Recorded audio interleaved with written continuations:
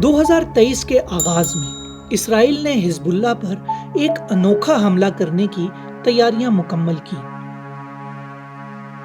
اس منصوبے میں جدید پیجرز کو دھماکہ خیز مواد سے لیس کیا گیا۔ یہ پیجرز بظاہر عام مواصلاتی آلات تھے، لیکن ان کے اندر ایک چھوٹا مگر طاقتور پلاسٹک بم رکھا گیا تھا، جسے اس طرح چھپایا گیا کہ نہ تو وہ نظر آتا اور نہ ہی ایکس رے سکین میں سامنے آتا۔ یہ پیجرز حزب اللہ کو فروخت کرنا کوئی آسان کام نہیں تھا۔ اسرائیلی ایجنٹس کو اس کے لیے ایک مفصل منصوبہ بنانا پڑا۔ چونکہ یہ پیجرز اور ان کی بیٹری مارکیٹ میں دستیاب نہیں تھیں، اسرائیل نے جعلی ویب سائٹس اور آن لائن سٹورز بنائے تاکہ حزب اللہ کو یہ یقین دلایا جا سکے کہ یہ مصنوعات اصلی ہیں۔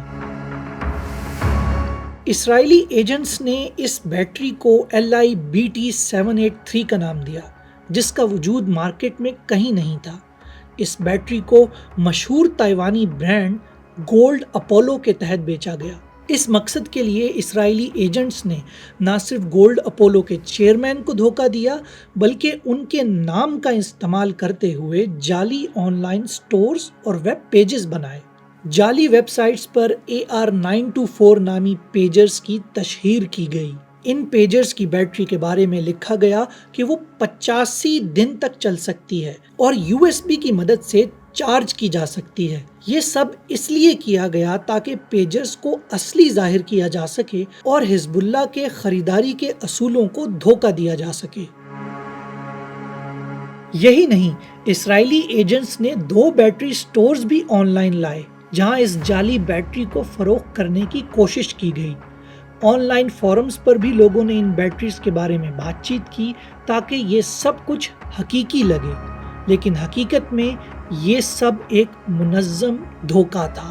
حزب اللہ کے ماہرین نے ان پیجرز کو استعمال میں لانا شروع کیا اور جلد ہی انہیں معلوم ہوا کہ بیٹریز معمول سے زیادہ تیزی سے ختم ہو رہی ہیں، لیکن یہ بات ان کو کوئی بڑا خطرہ نہیں لگی۔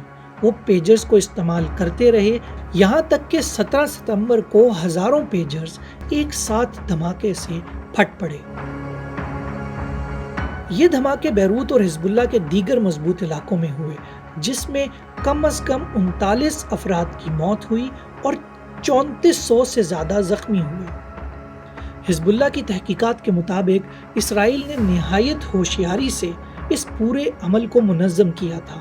اسرائیل نے اس آپریشن میں جعلی مصنوعات، جھوٹی ویب سائٹس اور سائیکولوجیکل وارفیئر کا استعمال کیا۔ اسرائیل کا یہ پیجر آپریشن ٹیکنالوجی کو بطور فوجی ہتھیار استعمال کرنے کا ایک نمونہ ہے۔